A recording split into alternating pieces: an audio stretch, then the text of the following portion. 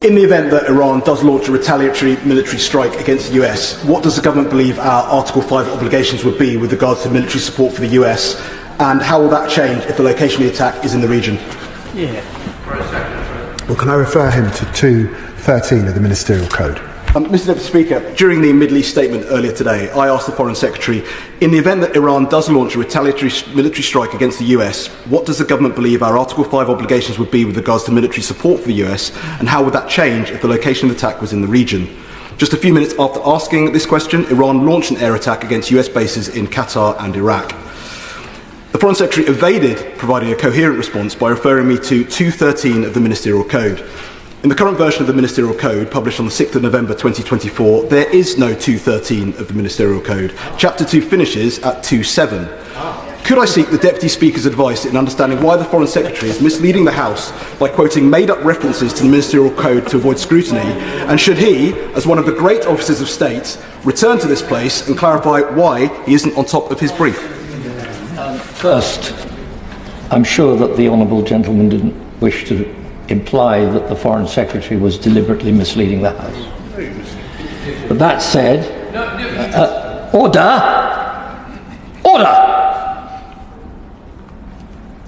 That said, I don't know whether the Honourable Gentleman has given the Foreign Secretary notice of his intended point of order, but I think that that is a matter that he will have to raise with the Foreign Secretary himself. The Honourable Gentleman will understand that the Chair cannot answer for ministers, but he has made his point. It takes a special kind of incompetence to make up a rule on the floor of Parliament, and David Lammy delivered. When MP Ben Obese, Jekti asked a direct, urgent question about Britain's obligations under Article 5 if Iran launched a retaliatory strike on the US, Lammy, the Foreign Secretary, mind you, responded with smug confidence, referred to Section 213 of the Ministerial Code. There's just one problem. There is no Section 213. Let that sink in. The man in charge of British foreign policy, standing in the heart of Westminster, confidently cited a section that doesn't exist, not in the current Ministerial Code, not in any version. The real document ends Chapter 2 at Section 27. Lammy didn't dodge the question. He pulled a completely fake rule out of thin air to cover for the fact that he had absolutely nothing to say. This wasn't just lazy. It was humiliating. For him, for the government, and for anyone who expects even a basic level of competence from the Foreign Office. And the timing couldn't be worse. Minutes after Obese, Jekti asked the question, Iran actually launched missiles at US bases in Qatar and Iraq. Real attacks, real consequences. And our Foreign Secretary was still hiding behind make. Believe paragraphs like a nervous intern bluffing his way through a job interview.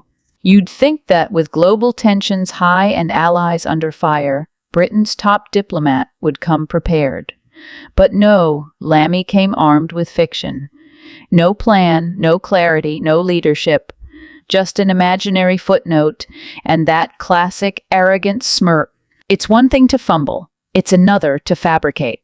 Ben Obese, Jekti wasn't just exposing a gap in judgment. He caught Lammy pants, down, unprepared and dishonest, in front of the entire House of Commons. And rather than come clean or correct the record, Lammy vanished behind parliamentary smoke and mirrors, hoping no one would notice he just made up government policy on the fly. This is what happens when political posturing replaces real leadership.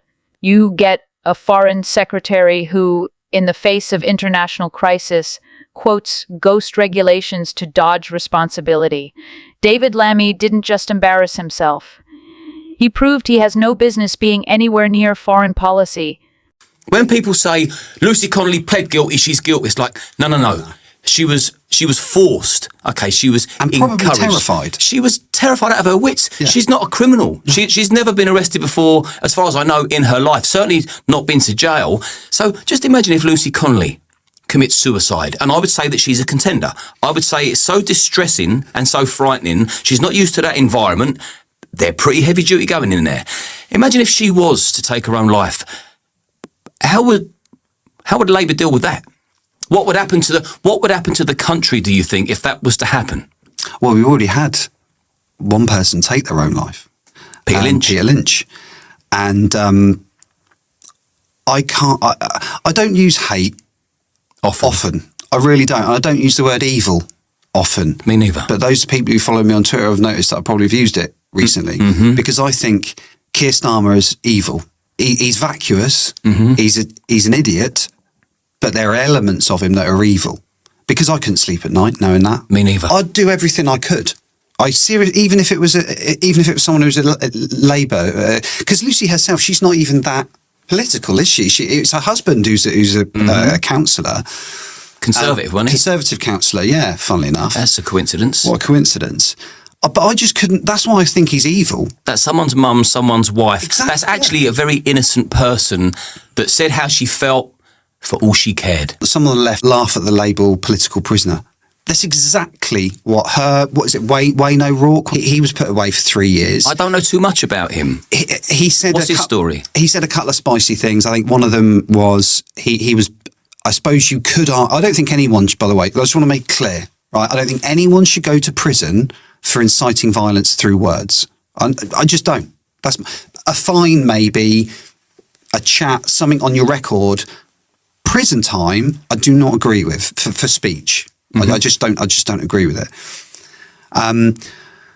Wayne O'Rourke said a couple of things that I would consider to be slightly more direct, or at least closer to incitement than Lucy. Right. But it wasn't. I don't think it was that bad. It was bad. But that said, he didn't stand a chance at the time then. No.